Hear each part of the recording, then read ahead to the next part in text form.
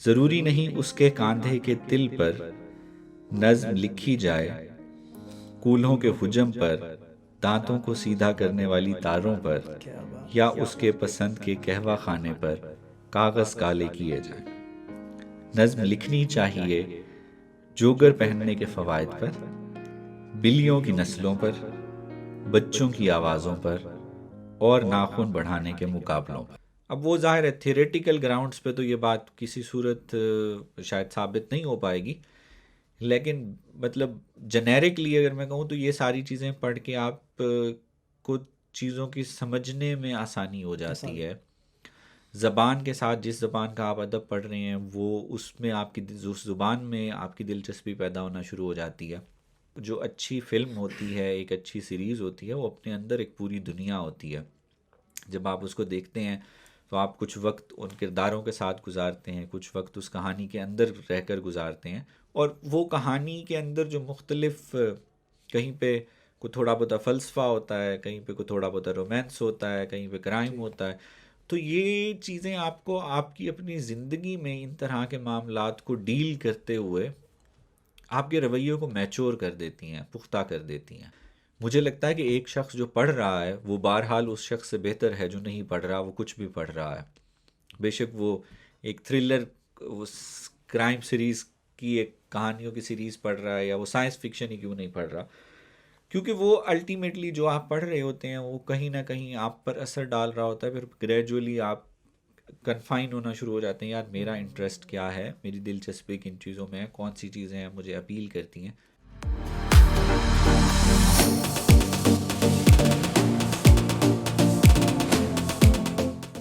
السلام علیکم، امید ہے کہ آپ ٹھیک ہوں گے۔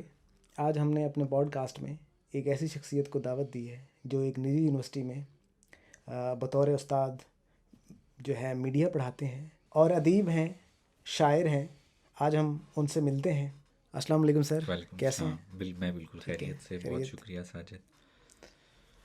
سر، آپ کا جو ادب کی طرف آنے کا جو رجحان ہے کب سٹارٹ ہوا، کب آپ نے پہچانا کہ مجھے ادب کی طرف آنا چاہیے؟ رجحان تو مجھے لگتا ہے کہ شاید بچپن سے شروع ہو گیا تھا، اور اس کے پیچھے ایک اہم وجہ جو ہے وہ گھر کا ماحول تھا۔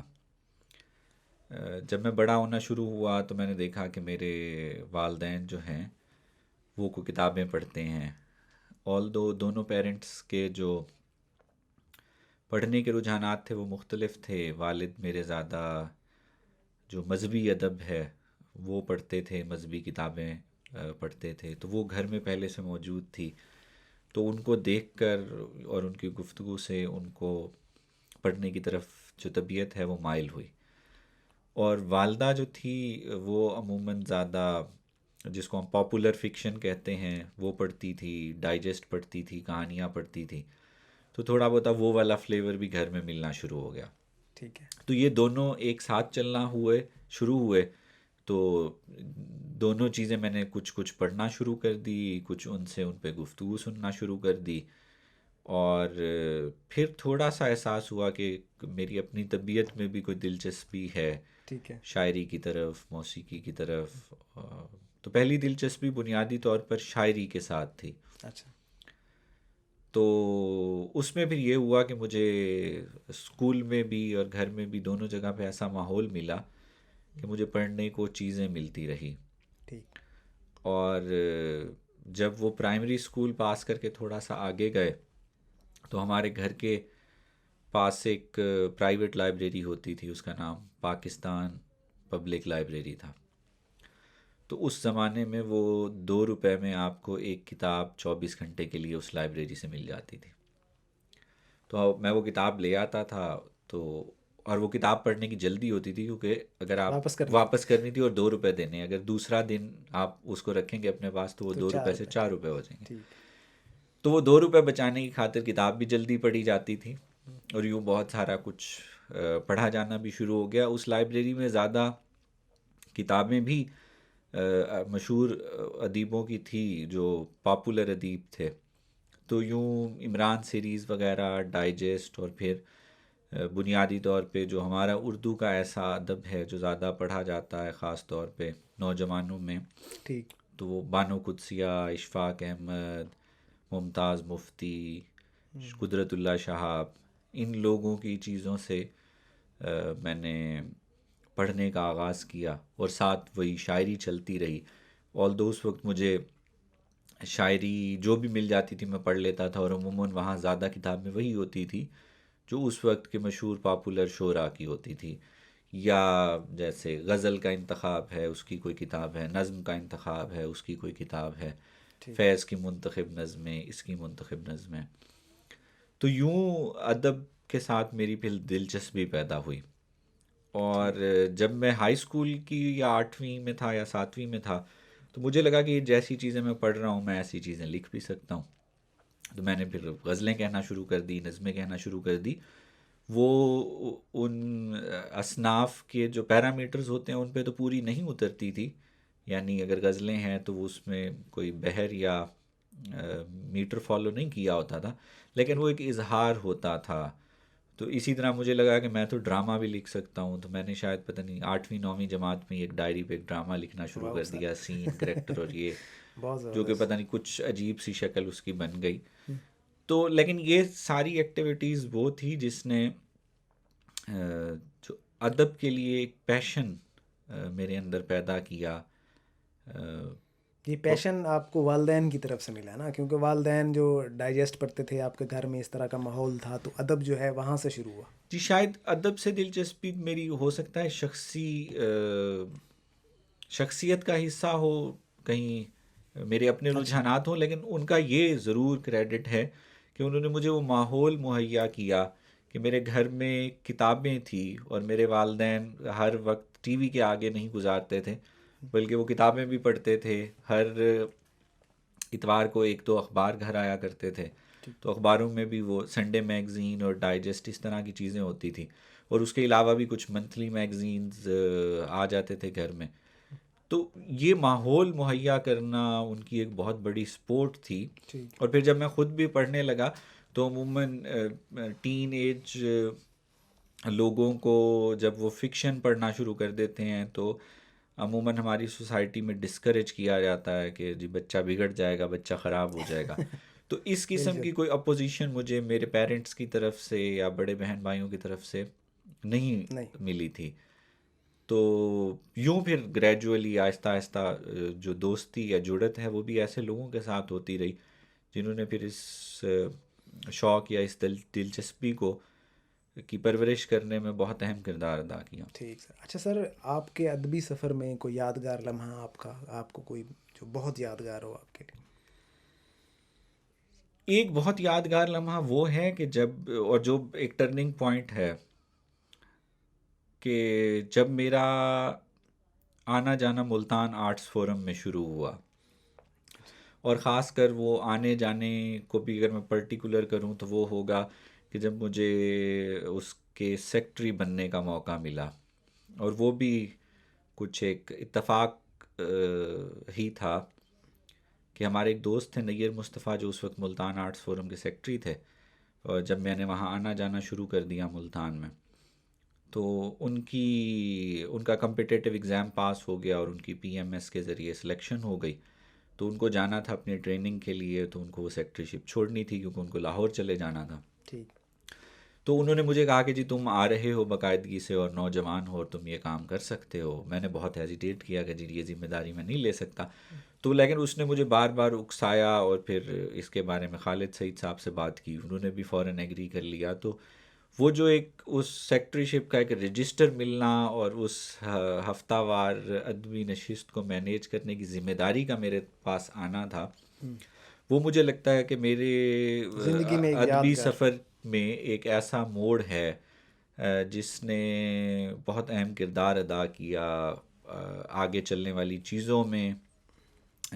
بہت سارے لوگوں تک میری ایکسیس ہو گئی، رپورٹیں لکھنے لگا، لوگوں کی چیزیں ڈائریکٹ ملنے لگی، لوگوں نے مجھے سیریس لینا شروع کر دیا۔ تو میرا خیال ہے کہ وہ ایک ایسا لمحہ ہے جس کو اگر میں اپنے اس ادبی سفر سے مائنس کروں تو مجھے لگتا ہے کہ میں نے ابھی جو کچھ تھوڑا بہت سیکھا ہے وہ میں نہ سیکھ سکتا۔ اچھا سر، آپ کی جو ہے کوئی مشہور تحریر ہو جو آپ کو پسند ہو، کوئی ادبی مشہور تحریر جو آپ کو پسند ہو، اور کیوں ہے وہ آپ کو؟ اگر پسند ہے تو پھر وہ کیوں ہے، اس کے پیچھے کیا وجہ اچھا، ہے؟ مشہور تو میری ویسے کوئی بھی تحریر نہیں ہے. میں نے افسانے کچھ لکھے، کچھ خاکے لکھے، کچھ نثری نظمیں لکھی، اور وہی پرانی کچھ شاعری ہے.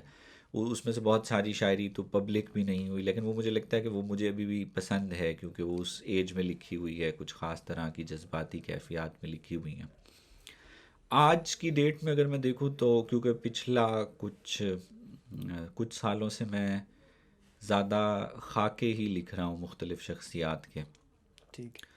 اور ان کو اب میں ترتیب دے رہا ہوں کتاب چھپوانے کے لیے، ایڈٹ کر رہا ہوں، دوبارہ ان پہ ایک نظر ڈال رہا ہوں.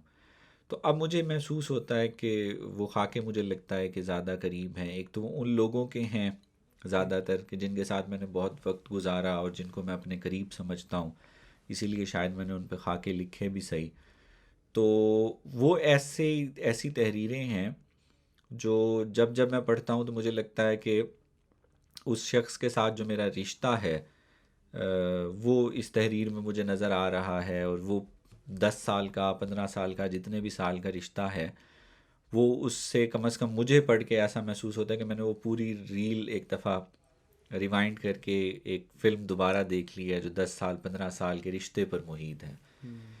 تو اس لیے ان دنوں میں مجھے لگتا ہے کہ جو خاکے ہیں وہ مجھے محسوس ہوتا ہے کہ میرے زیادہ قریب ہیں، اور ان کو ایڈیٹنگ کے پروسیس میں بھی میں انجوائے کر رہا ہوں. ٹھیک ٹھیک سر.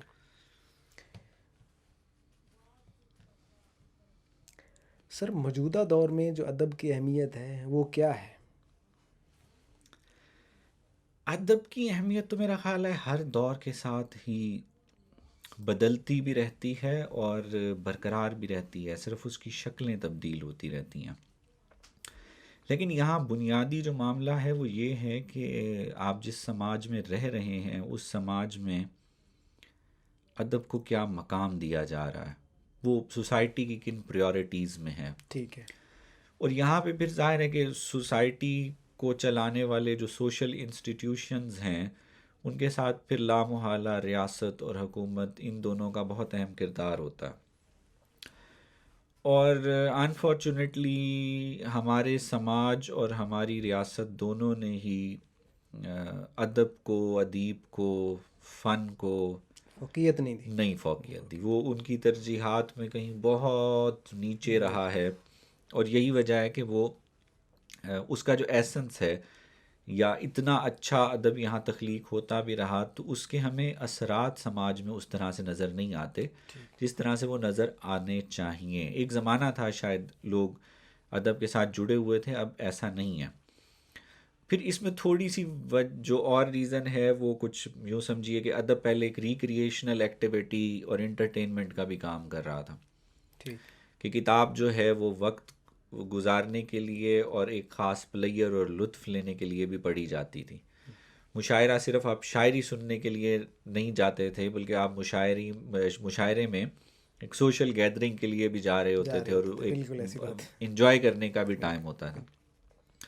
اب ہمارے پاس اتنی ساری چیزیں ہیں. پہلے ظاہر ٹی وی آیا، اس نے کچھ فرق ڈالا، سینما نے فرق ڈالا، اور اب جب سے یہ سوشل میڈیا کی جو دنیا ہے، سوشل میڈیا نے تو سر موبائل ہے، اس پہ اب ہم کتاب پڑھ رہے ہیں، بے شک ہم ٹی وی دیکھ رہے ہیں، بے شک ہم گاڑی چلا رہے ہیں، کہ کوئی بھی کام کرتے ہوئے وہ جو اسکرین کی اسکرولنگ ہے وہ ساتھ ساتھ چل رہی ہے. تو اس نے بہت فرق ڈالا ہے اس اہمیت کے بھی تبدیل ہونے کا. اب یہاں پہ پھر ایک دوسرا نقطہ یہ ہے کہ بہت سارا کانٹینٹ، بہت سارے خیالات، بہت سارا مواد جو پہلے ادبی اصناف کی صورت میں ہم تک پہنچتا تھا، شاعری کی شکل میں، افسانے کی شکل میں، کہانی کی شکل میں، ڈرامے کی شکل میں، تھیٹر کی شکل میں، وہ اب ڈیجیٹل کانٹینٹ کی شکل میں ہم تک آنا شروع ہو گیا.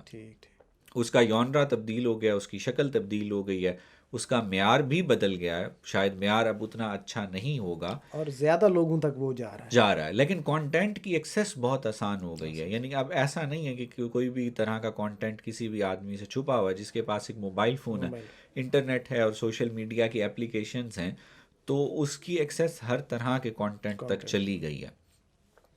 تو اس ٹیکنالوجی نے اس اپنے فن کے اظہار کے جو نئے میڈیمز ہیں، انہوں نے جو ٹریڈیشنل ادبی اصناف ہیں ان کو متاثر کیا ہے. اور جب وہ متاثر ہوئی ہیں تو پھر جب ہم ادب اور اس کے سماج پہ اثرات کی بات کرتے ہیں یا اس کی اہمیت کیا ہے کسی بھی سوسائٹی کے اندر، وہ یقیناً متاثر ہو جاتی ہے. اب ہم بار بار ایک گیلا کرتے ہیں کہ جی ہمارے یہاں کتاب کا کلچر ختم ہو گیا، لوگ کتاب نہیں پڑھ رہے، اور ٹیگ کر دیتے ہیں جی نئی نسل بالکل نہیں پڑھ رہی. تو جو نسل کا آدمی آج سے 20 سال پہلے تک یا 10 سال پہلے تک کتاب پڑھ رہا تھا، وہ بھی اب کتاب نہیں پڑھ رہا، تو اگلی نسل تو اس کو کتاب پڑھتے ہوئے دیکھ ہی نہیں رہی. تو میرا خیال ہے کہ کوئی ایک سٹیک ہولڈر ذمہ دار نہیں ہے، اور اس میں کہیں نہ کہیں ہماری جو پبلیکیشن کی انڈسٹری ہے اس کا بھی ایک ہاتھ ہے کہ اس نے بھی کتاب سے جڑے ہوئے جو رجحانات تھے لوگوں کے، اس کو کبھی بھی انکریج نہیں کیا. اچھا سر، آپ کے خیال میں جو ادب ہے وہ معاشرے کے اوپر اس کا کیا اثر ہوتا ہے؟ ادب کے بہت گہرے اثرات ہوتے ہیں، اور وہ بہت ساری چیزوں کے ساتھ کنیکٹ ہوتا ہے. جیسے مجھے لگتا ہے کہ نفسیات کو، سماجیات کو، یا جو انسانی رویے ہیں، جو اینتھروپولوجی ہے، ان کو بہت سارا آپ سمجھ سکتے ہیں فکشن کو اور ادب کو پڑھ کے. اب وہ ظاہر ہے تھیوریٹیکل گراؤنڈز پہ تو یہ بات کسی صورت شاید ثابت نہیں ہو پائے گی، لیکن مطلب جنیرکلی اگر میں کہوں تو یہ ساری چیزیں پڑھ کے آپ کو چیزوں کی سمجھنے میں آسانی ہو جاتی ہے. زبان کے ساتھ جس زبان کا آپ ادب پڑھ رہے ہیں وہ اس میں آپ کی اس زبان میں آپ کی دلچسپی پیدا ہونا شروع ہو جاتی ہے. اور بہت ساری زبانوں کا جو ادب ہوتا ہے وہ آپ کی زبان میں جب ترجمہ ہو رہا ہوتا ہے تو آپ وہ پڑھنا شروع ہو جاتے ہیں، آپ کو مختلف سماجوں کا پتہ چلنا شروع ہو جاتا ہے. یہ کام پھر بعد میں بہت اچھے طریقے سے آ کے سنیما نے کیا، اور آج کل نیٹ فلکس کر رہا ہے کہ آپ کے ایک کلک پہ پوری دنیا کے مختلف جو کلچرز ہیں اور وہ وہاں کس طرح کے رویے ہیں، وہاں کس طرح کی نفسیاتی پیچیدگیاں ہیں، وہاں کے سماج کے مسائل کیا ہیں، وہ آپ دیکھ رہے ہیں. اور ایک جو اچھی فلم ہوتی ہے، ایک اچھی سیریز ہوتی ہے، وہ اپنے اندر ایک پوری دنیا ہوتی ہے.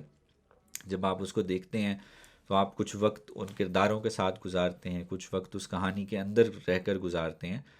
تو جب آپ وہ دیکھ لیتے ہیں تو یقیناً وہ اس کے اثرات کافی دیر تک آپ کی شخصیت پر رہتے ہیں، آپ کے بہت ساری چیزوں کو سوچنے کا زاویہ تبدیل ہو جاتا ہے. بالکل یہی سارے کام ادب کر رہا ہوتا ہے. یعنی جب آپ ایک اچھا ناول پڑھ رہے ہوتے ہیں تو در حقیقت آپ کہیں اس پورے ناول کی دنیا میں اس پلاٹ کا حصہ بن جاتے ہیں، ان کرداروں کو آپ محسوس کرتے ہیں، کسی کے ساتھ آپ نفرت کر رہے ہوتے ہیں، کسی کے ساتھ آپ محبت کر رہے ہوتے ہیں. تو وہ کہانی پڑھتے پڑھتے آپ انسانی رویے بھی سمجھ لیتے ہیں، نفسیاتی پیچیدگیاں، نفسیاتی معاملات کو سمجھ لیتے ہیں. پلیئر کا پلیئر ہوتا ہے، اور وہ کہانی کے اندر جو مختلف کہیں پہ کوئی تھوڑا بہت فلسفہ ہوتا ہے، کہیں پہ کوئی تھوڑا بہت رومانس ہوتا ہے، کہیں پہ کرائم ہوتا ہے. تو یہ چیزیں آپ کو آپ کی اپنی زندگی میں ان طرح کے معاملات کو ڈیل کرتے ہوئے آپ کے رویوں کو میچور کر دیتی ہیں، پختہ کر دیتی ہیں. ادب تو اس لیے مجھے لگتا ہے کہ ادب کے اثرات تو بہت گہرے ہوتے ہیں، لیکن اب کبھی کبھی یہ بھی محسوس ہوتا ہے کہ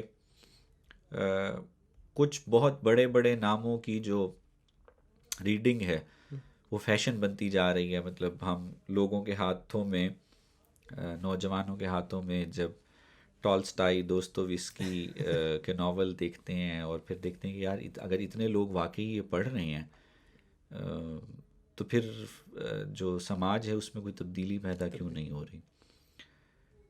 تو اس کا مطلب یہ ہے کہ ادب کو پڑھنا ایک الگ بات ہے، اور پڑھے ہوئے ادب کو اپنے اندر جذب کرنا اور ایبزارب کرنا ایک الگ بات ہے. اور انفارچونیٹلی یہ کام ہماری جامعات کو کرنا چاہیے تھا اور ہماری یونیورسٹیاں یہ کام نہیں کر سکی. وہ نہ تو لوگوں کو ریڈنگ کی طرف لا سکی، نہ ریڈنگ کو ایبزارب کرنے کی طرف لا سکی، اور وہ تو بس ایک سیمیسٹر کی ریس گیم ہے ابھی مطلب اب تو جو ہو ایک بھی نہیں سکتا نا. ہاں اب تو دنیا اتنی زیادہ فاسٹ ہو گئی ہے، اب چکی ہے. تو ٹائم ہی لوگوں کے پاس تو بہت ہم کم. میرا خیال ہے اب وہ فاسٹ دنیا میں بھی جو ٹیکنالوجیکل گیجٹس ہیں ان کا شاید اچھے طریقے سے استعمال نہیں کر رہے. مجھے لگتا ہے کہ یہ الیکٹریکل گیجٹس کو بھی اگر آپ اچھے طریقے سے یوٹیلائز کریں تو یہ ہب ہیں لرننگ کا، آپ ان سے بالکل، بہت کچھ سیکھ بہت سکتے ہیں. لیکن اگر ان کا استعمال ایسا ہوگا کہ واقعی آپ ان سے سیکھنا چاہتے ہیں تو تبھی آپ یہ کام تبھی کر آپ کر سکیں گے. سکتے ہیں. ٹھیک ہے. آپ سر مستقبل میں کس قسم کے ادبی کام کرنا چاہتے ہیں؟ کام تو میں نے بہت سارے پائپ لائن میں ہیں، یا یوں کہیے کہ جن کو پلان کیا ہوا ہے. ایک تو یہ خاکوں کی کتاب ہے جس پہ میں کام کر رہا ہوں. ایک کتابی سلسلہ ہے موزیک، ٹھیک. اس کو میں ایڈٹ کرتا ہوں، تو اس کے 2-3 شمارے میرے ذہن میں ہیں، اور وہ کچھ لوگوں کو ٹریبیوٹ دینے کے لیے ہیں. ملتان کے ایک بہت اچھے شاعر ہیں ممتاز اطہر، ٹھیک. تو ایک ان کے لیے ایک خاص شمارہ میں ترتیب دینا چاہ رہا ہوں. اس پہ کچھ تھوڑا بہت کام چل رہا ہے. اسی طرح سے احمد ندیم توصفی ایک افسانہ نگار ہیں، ان کے لیے موزیک کا ایک شمارہ میں ترتیب دینا چاہ رہا ہوں. ایک صاحب تھے مصدق سانول، جو ڈان اردو کے لیے کام کرتے رہے، آرٹسٹ بھی تھے، سنگر بھی تھے، جی جی. تو ان کو ٹریبیوٹ دینے کے لیے کچھ پلان میں ہے کہ وہ کام کیا جائے. تو اور نثری نظموں کی ایک کتاب بھی ساتھ ساتھ چل رہی ہے. تو یہ کچھ ایسے پروجیکٹس ہیں جو میرے ذہن میں ہیں، جن پہ میں تھوڑا تھوڑا کام کر رہا ہوں. اور اب گزشتہ کچھ سالوں میں مجھے محسوس ہوا کہ جو فائن آرٹس ہے، جو ویژول آرٹس ہے، اس کی جو مختلف شکلیں ہیں، پینٹنگز ہیں یا فوٹوگرافی ہے، اس پہ لکھنے کی طرف میری دلچسپی پیدا ہو رہی ہے. اور کم ان لوگ کو اس طرف ہیں، اس جی طرف بھی ہاں کم لوگ جی ہیں. جی اردو میں تو بہت کم لکھا گیا ان پہ، چند لوگوں نے ہی سیریسلی لکھا ہے. تو وہ میں ارادہ ہے کہ اردو میں ان لوگوں پر ان کے کام پہ کمنٹری کی جائے. کچھ لوگوں کے کام پہ میں نے لکھا ہے. ایک مجسمہ ساز ہیں اعجاز ملک، ان کے کام پہ لکھا ہے. ایک پینٹر ہیں مریم ارسلان، وہ فوڈ پینٹ کرتی ہیں، ان کے کام پہ لکھا ہے. نجم الحسن ایک فوٹوگرافر ہیں جو بہت عرصے سے مہاناز جو کشتیوں پہ اپنی جی زندگی جی گزار بالکل رہے ہیں، بالکل. ان کا کام ان کو انہوں نے فوٹوگراف کیا ہے گزشتہ 2 دہائیوں میں، تو ان کے کام پہ لکھا ہے. صادق علی شہزاد ایک مجسمہ ساز تھے جو پلاسٹر آف پیرس سے مجسمے بناتے تھے. تو یہ بھی ایک پلان ہے کہ اس طرح کے کچھ لوگوں پہ اردو میں ان کے کام پہ لکھا جائے، اور پھر وہ تحریریں اور ان کے کام کے کچھ ویژولز فوٹوگرافس کی شکل میں وہ کچھ کٹھے کمپائل کیے جائیں ٹھیک. کسی کتابی شکل میں، یا ہو سکتا ہے کسی ڈیجیٹل پلیٹ فارم پہ. اچھا سر، اگر کوئی شخص ادب میں دلچسپی رکھتا ہو تو اس کو کہاں سے شروع کرنا چاہیے سیکھنے کا جو ادب کا عمل ہے؟ میرا خیال ہے کہ جیسے پہلے ہوتا تھا کہ جس بچے کی ہمیں لگتا تھا کہ جی ریڈنگ کی طرف کچھ دلچسپی پیدا ہو رہی ہے، تو الکیمسٹ بہت مشہور ہوتی تھی جی، وہ سب سے پہلے اس کو کہا جاتا تھا کہ آپ پڑھ لیں. اسی طرح اردو میں کچھ پاپولر لوگ تھے جن کی تحریریں سمجھنا آسان ہوتی تھی، یا وہ ایسی تحریریں ہوتی تھی جو آپ جب پڑھنا شروع کرتے تھے وہ اپنے ساتھ آپ کو جوڑ لیتی تھی، آپ کو اپنی گرفت میں لے لیتی تھی، اور مشکل نہیں تھی ان کی پڑھت جو تھی. تو اب مجھے لگتا ہے کہ شاید یہ شکل تبدیل ہو چکی ہے. اب شاید ہر بندے کا جو مزاج ہے وہ یہ طے کر رہا ہوتا ہے کہ اس کو کہاں سے شروع کرنا چاہیے. ٹھیک. مطلب جیسے کچھ لوگ ہوتے ہیں ان کو خالصتاً ایسی چیزیں پسند آتی ہیں کہ جی جس میں کوئی بھاری بھرکم کو فلسفہ ہو، کہانی کے ساتھ ساتھ پیرالل چل رہا ہو، یا ایک بڑا نیریٹو ہو اس کہانی میں، یا شاعری ایسی ہو جس میں کوئی بڑی بات کی جا رہی ہو. کچھ لوگ ہوتے ہیں وہ کہتے ہیں نہیں جی ہمیں ہلکی پھلکی باتیں چاہیے جو پڑھنے میں لطف آئے اور آپ کی طبیعت ہلکی پھلکی ہو جائے. تو پڑھنے کی طرف آنا چاہیے ادب کو. آپ کسی بھی طرح کا ادب پڑھ رہے ہیں. بہت سارے لوگ ہمارے ہاں یہ کہتے ہیں کہ جی جو پاپولر فکشن ہے وہ پڑھنے کا کوئی فائدہ نہیں ہوتا, آپ اپنا وقت ضائع کر رہے ہیں, اس میں کچھ بھی نہیں رکھا, یہ بہت لو سٹینڈرڈ ہے. اس طرح کی بہت ساری مباحث ہوتے ہیں ہمارے ادبی حلقوں میں. مجھے لگتا ہے کہ ایک شخص جو پڑھ رہا ہے وہ بہرحال اس شخص سے بہتر ہے جو نہیں پڑھ رہا, وہ کچھ بھی پڑھ رہا ہے. بے شک وہ ایک تھرلر کرائم سیریز کی ایک کہانیوں کی سیریز پڑھ رہا ہے, یا وہ سائنس فکشن ہی کیوں نہیں پڑھ رہا, کیونکہ وہ الٹیمیٹلی جو آپ پڑھ رہے ہوتے ہیں وہ کہیں نہ کہیں آپ پر اثر ڈال رہا ہوتا ہے. پھر گریجولی آپ کنفائن ہونا شروع ہو جاتے ہیں, یار میرا انٹرسٹ کیا ہے, میری دلچسپی کن چیزوں میں ہے, کون سی چیزیں ہیں مجھے اپیل کرتی ہیں. بالکل ویسے ہی جیسے آپ جب ٹی وی کا بٹن آن کر کے ریموٹ سے ٹی وی آن کرتے ہیں, تو ایک آدمی جس نے اسپورٹس میں دلچسپی ہے تو وہ اس کو پتہ ہے کہ جی 78 نمبر پہ میرا میچ لگا ہوا ہے, تو اس نے کچھ نہیں کرنا, اس نے 78 دبانا ہے اور میچ پہ چلے جانا ہے. اب وہ جیو پہ بے شک کوئی طوفان آ گیا یا ARY پہ آ گیا, اس کو کوئی غرض نہیں ہے.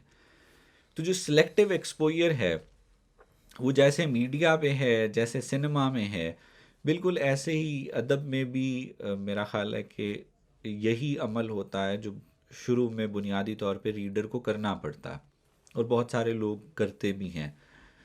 تو اب یہ سیگریگیشن کرنا کہ کیا پڑھنا چاہیے کیا نہیں پڑھنا چاہیے, میں تو کہتا ہوں ایک آدمی کی اگر دلچسپی خالی مذہبی لٹریچر پڑھنے میں ہے تو اچھی بات ہے, اس کو وہ مذہبی لٹریچر پڑھنا چاہیے. بہرحال وہ جو کچھ پڑھ رہا ہے اس سے اس کو کچھ نہ کچھ مل رہا ہے. ہو سکتا ہے اسی کے درمیان میں اس کو کہیں کوئی آلٹرنیٹیو اوپینین پڑھنے میں دلچسپی پیدا ہو جائے کہیں. اب یہ الگ بات ہے کہ ایک شخص جس کی پڑھنے کی طرف طبیعت راغب نہیں ہے اور اس کو کوئی ایسا دوست استاد یا ساتھی میسر آ گیا ہے جو اس کو پڑھنے کی طرف مائل کر سکتا ہے, تو اس کو کیا چیزیں سجیسٹ کرنی چاہیے.